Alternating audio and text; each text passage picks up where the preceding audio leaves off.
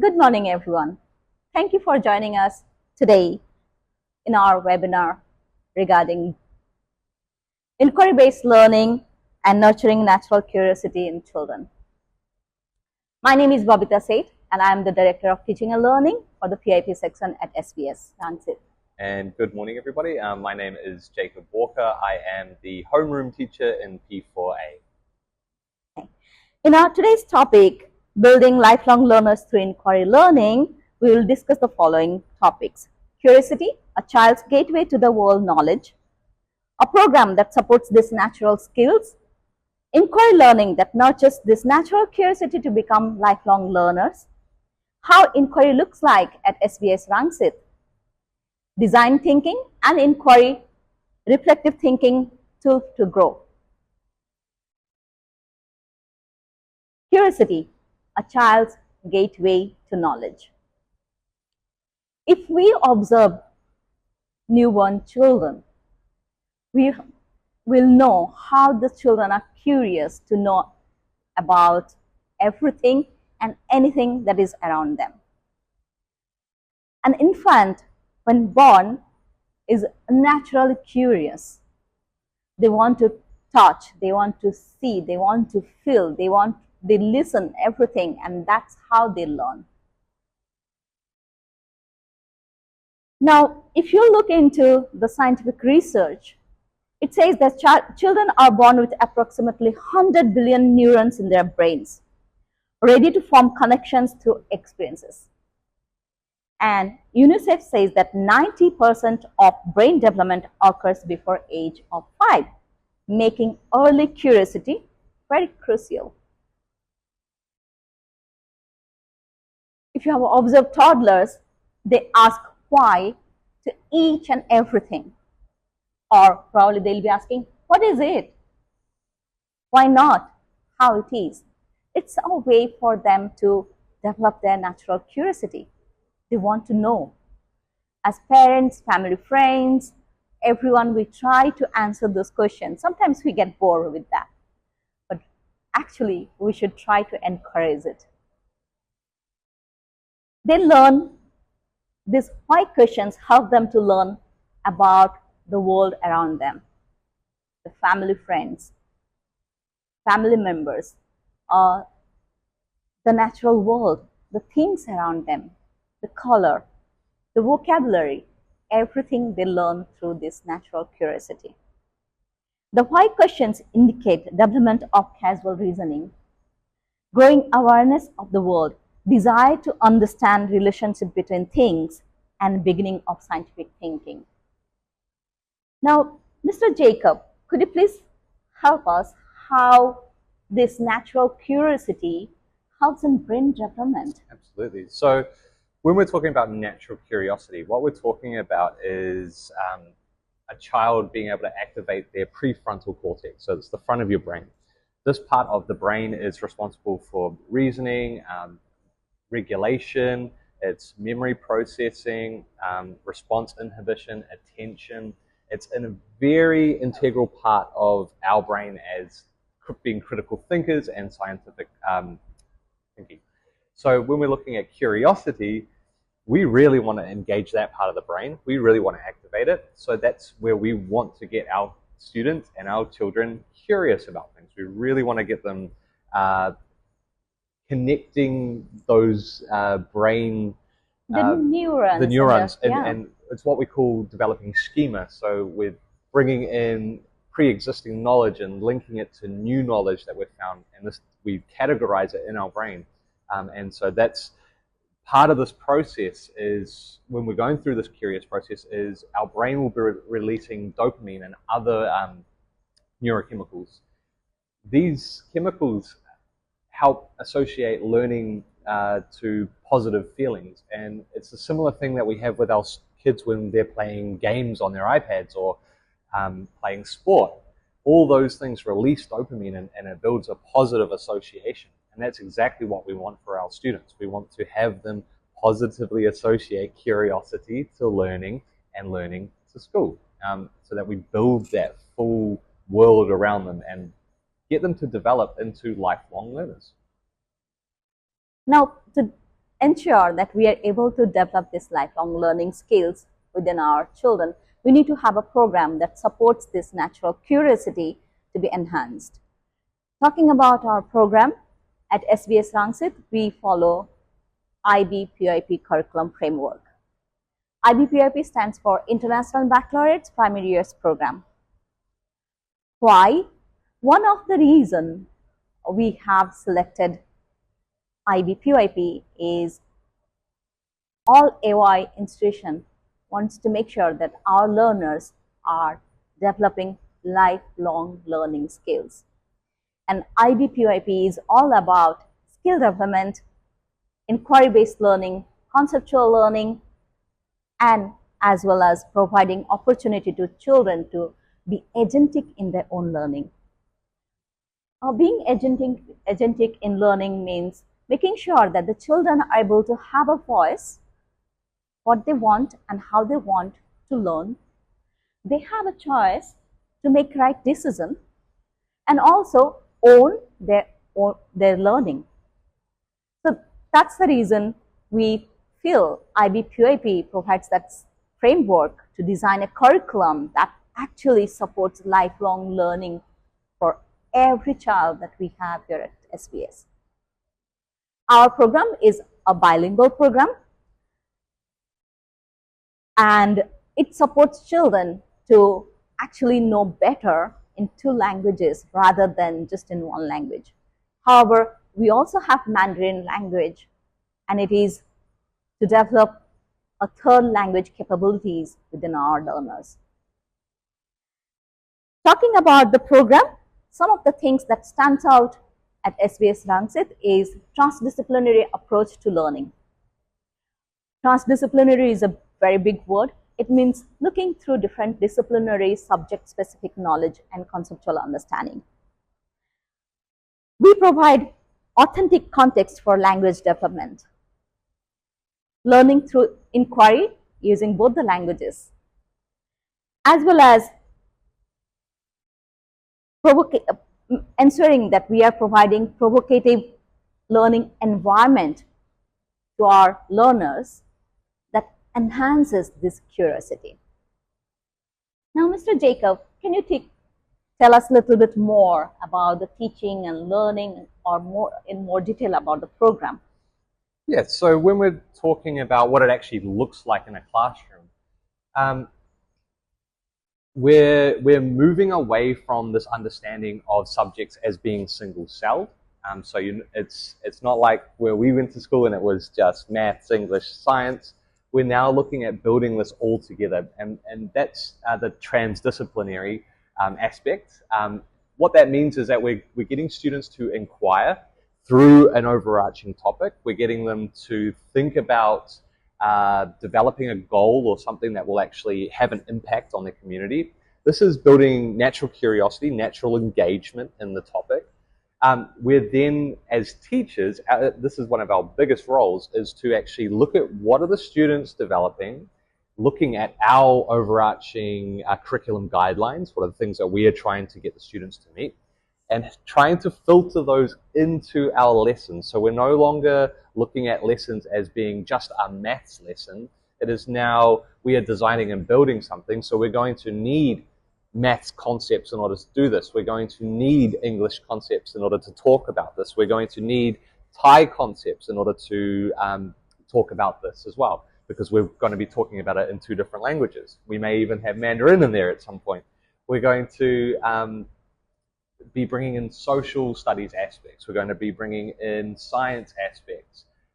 Everything is now connected into a larger goal rather than it just being a simple maths lesson of it's now just 2 plus 2. It's why are we going to use 2 plus 2? How does that benefit us? And so like I say, for us as teachers, it's very important for us to be able to identify next steps. It's very important for us to be able to see how do we connect our students' inquiries and their own goals into the strands that we have to meet. So that's sort of how we build an inquiry or a framework of learning at SBS. And how do you support this natural curiosity? How do we nurture this natural curiosity across? Yeah, so nurturing natural curiosity is a really fun one as a teacher. And it goes back to the experiences that we are trying to provide in the classroom. So we take a student-centered approach. We are gaining insight from our students and the things that they like and they connect with. And as teachers, we are trying to build an environment that's really going to pique that curiosity. So an example would be, at the moment we're doing Market Day. It's really building around our overarching theme of learning about systems and organizational structures. And through this, we're developing an engaging unit of work where students have to build their own business. Now, we provide the simple structure of you build your business. Through just asking that, you have to go sell stuff. Students are going to come up with, well, how do I do this? Why do I do it? What am I going to need in order to get this to work? What math skills do I need? Oh, I'm going to have to learn how to use a spreadsheet. I'm going to need to do marketing. I'm going to need to... They can come forward with all these ideas, and that's their engagement. That's their agency coming through in it. And then as a teacher, we filter that down.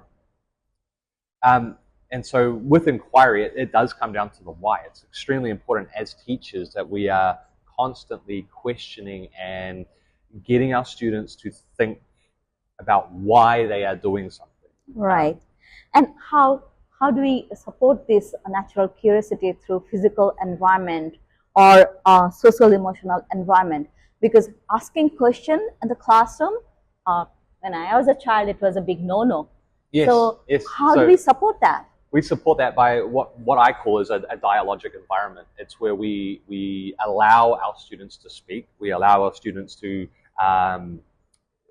basically be, for me, it's treating the teacher as not as the king of the classroom, but as the facilitator in the classroom. They are the person that you go and ask questions to. That is their job. So having students understand that they're allowed to have that safe space to do it. We also do a lot of thinking routines. We do brainstorming activities, anything that's going to sort of pull those ideas out, and that's so that we can cater to both languages as well, because we can't always be, if I'm not fluent in Thai and I have a student in my class who's not fluent in English, we have to make sure we're able to get their ideas out as well. So we're always thinking about alternative ways to get kids thinking. We're getting them to really focus on their analyzing skills. So it's giving them provocations like videos or images to really dig deeper into their understanding. Right. So yeah, there's a lot. You're very correct when you say that children are encouraged to ask questions. So when you walk into the classroom, you'll find a lot of displays on the wall, which are actually celebrating this why question or how questions. So we use wonder walls, we use a KWLH chart, that is a thinking routine. We celebrate the questioning skill for every child. Making that thinking visible. Making the thinking visible. So they are not really afraid of not knowing. If we are able to understand, the children are able to understand that this is what I do not know and I want to know more, then they will be asking the right questions, and that is what we celebrate in the classroom. That is what we try to encourage from very young age, that's starting from toddler. Asking question, why, what, how do I do it? So the program actually helps in building this natural curiosity. Yeah, and the classroom, yeah, the physical environment of the classroom absolutely helps every child to think, okay, my friends are asking these questions, how about I think and I also find out what I want to know more. So it is celebrated, and it is actually helping children to develop their social and emotional environment as well. The emotional and social environment in the classroom is quite it's basically like developing the confidence, within the children to be able to ask the question without hesitation. Yeah. The way I look at it is that would be your floorboards, right? Right. That's the thing you need to be able to stand on in order for the rest of the things in your class to work. So developing that social emotional intelligence, developing the confidence to be a part of the learning, that agency, that is fundamental to everything else you do in inquiry, right? You have to have that foundation. So that's why it is such a focus, because we want to get our kids asking the questions. And that does lead us into how we sort of prepare our kids throughout the years to go deeper and deeper and deeper into inquiry. It doesn't just start off as a free-for-all. You're now going to go do a thesis research project on plants. You know, it gradually builds itself up because we're developing capabilities. Right. So that brings us to the next part, that is Inquiry at SBS, a journey across the grade level.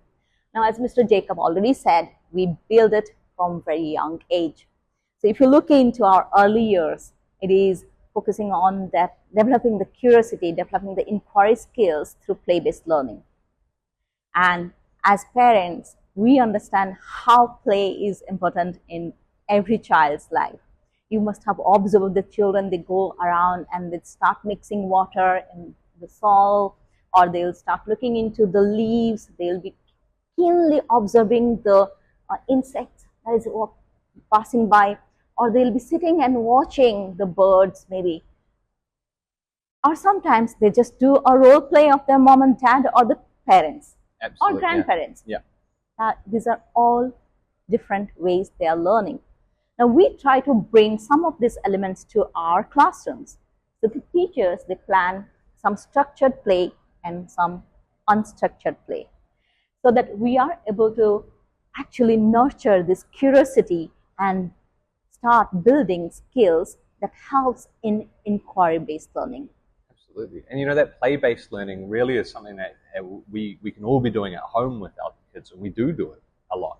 It is the concept of having a child play and then you come along and basically just ask them why. Why are you doing this? And get them to try and talk about what they're actually doing. See if you can add some information in. Why is this, like some key words? You know, it's vocabulary building, it's English building, it's Thai building, it has such foundational aspects to all learning that is going to take place, that it's such a powerful tool to really engage with and to most understand. Importantly, it is thinking skill, isn't it? Absolutely. When we get engaged in the play, in which the children are already there, they are developing their thinking skills. They're analyzing. When we ask them the questions, or we want them to ask the questions, they are actually analyzing. And the more we actually nurture these thinking skills, the observation skills, the repetition of the things to take notes, actually, the better their brain is developing. So that's how early years play-based learning is all about. When we are talking about structured play, they're not just free play and only asking questions. There are learning activities that are specific for different subject-specific conceptual understanding as well. Now, if we want to develop the math conceptual understanding, then the play will look very different. Probably they'll go for a walk into nature and they'll be taking notes using tally marks. What kind of leaves we observe in the garden? Are there big ones? Are there small ones? How many big leaves we can see? Or how many trees has got really small leaves? That's how they are developing their data collection, conceptual understanding. Learning to categorize, learning to identify. They're trying to sort data. There'll be beginnings of early counting methods. It's extremely powerful. It is, and it is a structured play. Now, when they move into early primary years, we start adding more details to inquiry-based learning, how we can add more to this data collection. I'm just taking this as an example. Now, instead of just going on a nature walk, probably they'll have a structured, guided inquiry template task where they go around and ask different people about what kind of culture they know come around, from or know, yeah, they come yeah. from, how many Linking them. languages they speak, how it is different or same to their own culture, or what is so specific about the food that they want. So it's a very structured, guided questions that they develop along with the teacher or in collaboration with their peers. So when we are designing this task, we are not just focusing on one particular skill, but we are looking into all different skills that requires to be a better inquirer. So they are looking to social skills, collaborating with others. They are looking into thinking skills, how my questions are going to help me to ask the right question. They're looking into communication skills. They're actually developing it. And later on, when they analyze these questions, they are developing further thinking skills to analyze and draw conclusions. Interpret, And these are all 21st century skills that we're developing. So the idea around 21st century skills have been around for quite a while now, but a lot of schools still want to look into the past and look at what we call it scientific method of teaching and learning.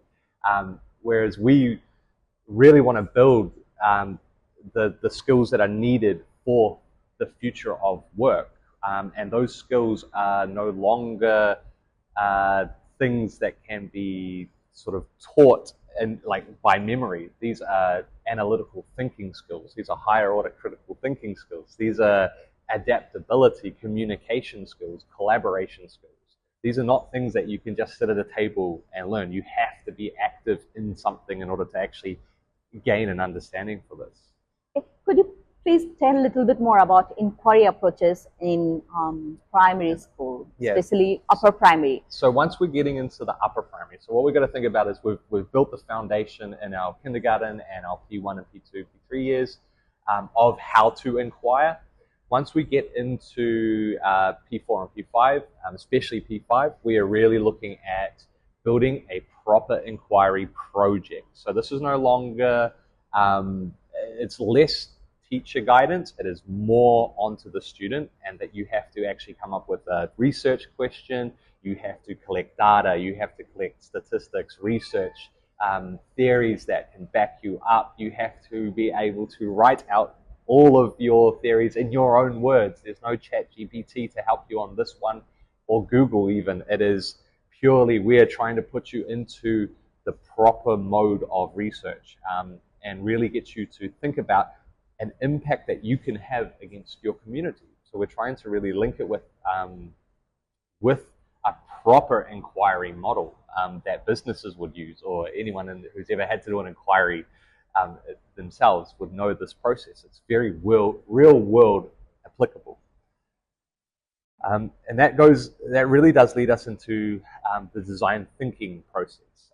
And when we're talking about design thinking processes for inquiry, it's a very nice linear process that we go through with students, and it is something that a lot of businesses use in order to create new products.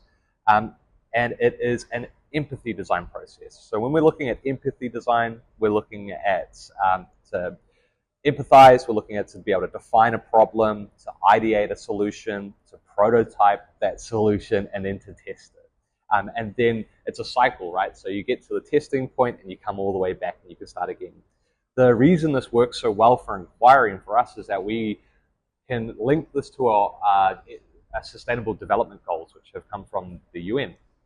So we look at something like recycling, and we may have a unit on matter and materials. Yeah, perfect. So perfect link between those. That's our overarching thing, matter, materials. We're going to learn all about those things, but we're also going to be looking at recyclability and how can we impact our community positively with that. So we get students to really ask that question of, or to look into the issues that are actually in the community, do some little research, collect some data. They'll bring that, they'll build something, or think about building something. How are they going to impact their community with it? They will prototype it, they will test it, and then in the end, we want them to actually go out and showcase it. So this will be at our PYPX exhibit. It could be that we actually push them to go put posters in a shop window, or to go put QR codes around it because they've built a website. They're trying to market their thing. that they're selling to people. And this whole process, because we can start it in like P3 even, they may have done something on recycling before, but because it's an inquiry process, we can go around and around. So they can have a goal that they can literally work on, or potentially work on, for sort of 4 or 5 years. And they can really actually dig into an issue that they're connected with, that they care about. And so I think that's the power of inquiry, is when we're trying to get them to actually think about their community, the real world issues, and what they can do to actually solve it. Okay, you actually brought in this through your discussion about the process.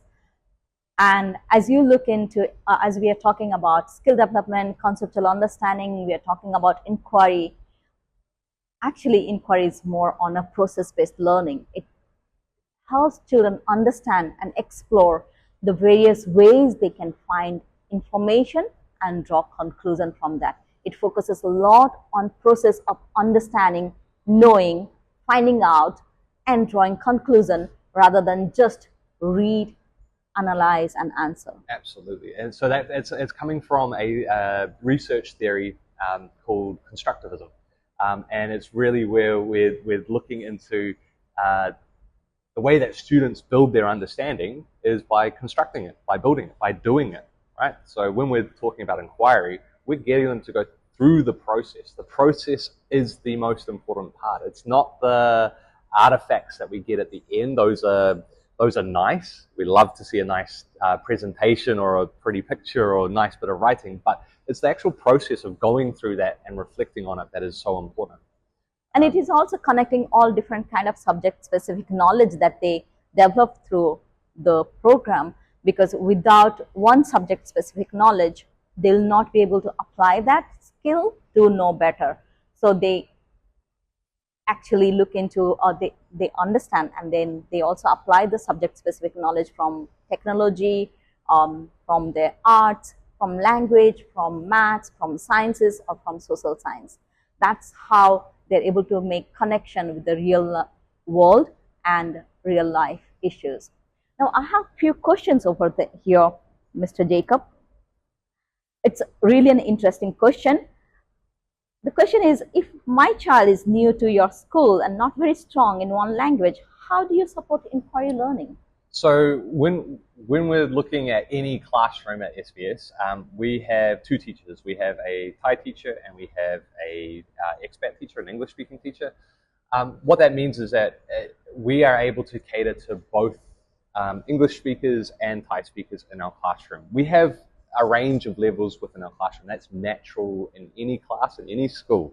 And so we work together as a team. It is not just I'm the English teacher and they're the Thai teacher. It is we are both together. We are working together to help our students. So I have a student in my class, or a couple actually at the moment, who are quite low on the English spectrum, very new to English. So we do a lot of translation. We make sure that our work is bilingual. We make sure that they're able to understand the inquiry process by providing it in Thai as well as English.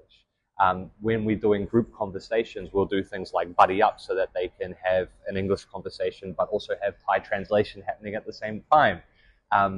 There's a lot of little strategies that we put in place, but it does come down to the fact that we have an English teacher and a Thai teacher in the classroom that we're able to meet the needs of those new to our school. Okay. Well, that brings us to the end of this webinar. We'll be able to answer any question that you have. Maybe if you just type those questions later on, we'll try to answer those questions. Thank you so much for joining us today in this webinar. And thank you, Mr. Jacob, for sharing all this wonderful information, what you do in your classroom. My pleasure. Thank you, everybody.